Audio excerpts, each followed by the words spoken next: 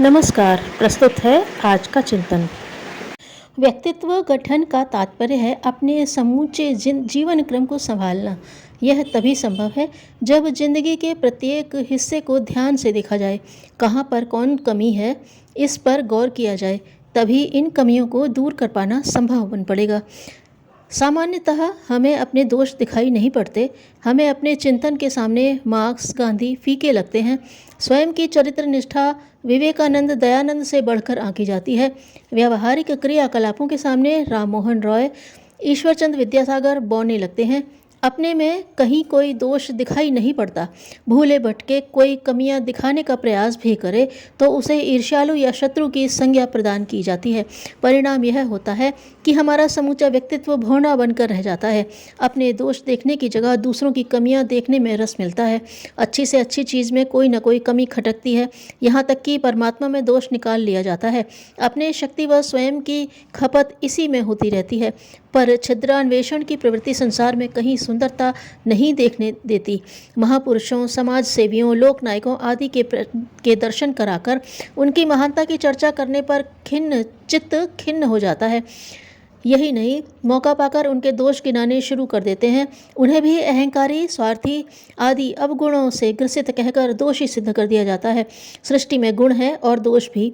हर स्थान, हर पदार्थ, हर व्यक्ति में किसी न किसी मात्रा में ये दोनों रहते हैं। सही कहा जाए तो दोनों की ही अपने अपने स्थान पर उपयोगिता भी है। जो एक स्थान पर गुण है वही दूसरे स्थान पर दोष हो सकता है। संसार में दुग्ध, फल, मेवा जैसी पोषक चीज़ें हैं तो जहर जैसी मारक भी। प्रत्यक्ष में पोषक वस्तुएं गुणवान लगती हैं। जहर जैसी चीज़ों में ही दोष दिखलाई पड़ता है, किंतु वास्तविकता इससे अलग है। अधिक खा लेने पर पोषक मारक में बदल जाती है और सखिया आदि जहरीली चीज़ों को औषधि के रूप में प्रयुक्त कर किसी की जान भी बचाई जा सकती है। पर यह काम तभी संभव है जब उपयोग करने वाला उनको विवेक सम्मत ढंग से प्रयोग में लाए। संसार में शायद ही कोई प्रमाण मिले कि किसी व्यक्ति ने दूषित दृष्टिकोण और परनिंदा की वृत्ति को पाले रखकर जीवन में कोई सफलता पाई हो। विश्व का इतिहास इस बात की अनेक गवाहियों से भरा पड़ा है कि घोर निंदा, आलोचना और विरोध होने पर भी जिन सत्पुरुषों ने किसी की निंदा नहीं की और गुणग्राहिका वृत्ति में विश्वास बनाए रखा, उन्होंने अपने साथ दूसरों का भी कल्याण किया। आवश्यकता बाहर के दोषों को न देखकर अपने में निहित कमियों, बुराइयों को निहारने की है। मनोविज्ञान ने इस प्रक्रिया को आत्मनिरीक्षण का नाम दिया है। दर्शन की भाषा में यह महत्वपूर्ण विशेषता है जो केवल मानव को मिली है। मनुष्य आत्मचेतन है, जबकि पशु सिर्फ चेतन। इसका मतलब यह है कि आदमी के पास वह सामर्थ्य है जिसके द्वारा अपने को जान सकता है। स्वयं अपने दोष दुर्गुणों को जानकर उन्हें दूर कर सकता है, जबकि पशु इंद्रिय संवेदनों द्वारा बाहरी चीज़ों के बारे में तो जान सकते हैं, पर स्वयं को जानना उनके वश की बात नहीं है। इस विशिष्ट सामर्थ्य की गरिमा तभी है जब उसका उपयोग कर स्वयं को निहारा जाए तथा दोष दुर्गुणों विकृतियों को देख समझकर उन्हें उखाड़ कर फेंका जाए। इस आत्मनिरीक्षण की प्रक्रिया दो चरणों में समझा जा सकता है। पहला, अपने व्यावहारिक क्रियाकलापों का अध्ययन। इसको पहले नंबर पर रखने का कारण यह है कि हमारी दृष्टि स्वाभाविक बहिर्मुखी है। शुरू में यह संभव नहीं है कि अंदर गोता लगाकर कमियां टटोली जाएं।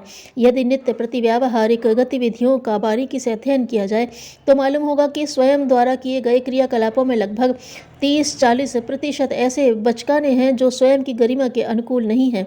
इनको संभालने के लिए स्वयं के चिंतन को निहारना होगा। यह प्रक्रिया का दूसरा चरण है। कठिन होने के बावजूद इसकी ज़रूरत है। बिना इसके काम नहीं चलता। व्यवहार के बीज चिंतन में मौजूद रहते हैं। अपने सोच विचार के तौर तरीके पर ध्यान देना होगा। जैसे तैसे दृष्टि अंतर्मुखी होगी, पता चलेगा कि हमारा बहुत सारा समय निरुपयोगी चीज़ों को सोचने में चला जाता है। कभी किसी की बुराई सोचते हैं, कभी बिना मतलब की कल्पनाएं करते हैं। इनमें कोई तारतम्य नहीं। मानसिक ऊर्जा की यूं ही बर्बादी होती रहती है।